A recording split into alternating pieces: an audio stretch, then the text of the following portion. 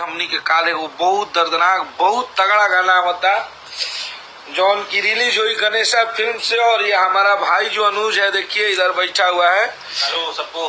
हाँ, अब इसको बोलना सिखाएंगे। ये बोलता नहीं है, कम बोलता है, म्यूट थोड़ा म्यूट है। तो कल मैंने आप लोग को अब जा गाना सुनब जा। इधर देखिए हैप्पी है, इधर दीपक है, दीपक इधर देखिए।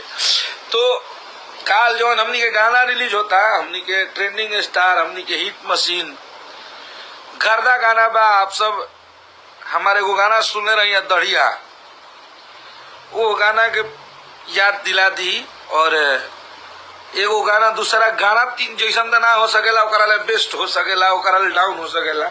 आप लोग सुन के बताइए कि ओकरा ले बेस्ट बा कि बहुत तगड़ा गाना बा। हर एक ओकर बात गर्दा बा। और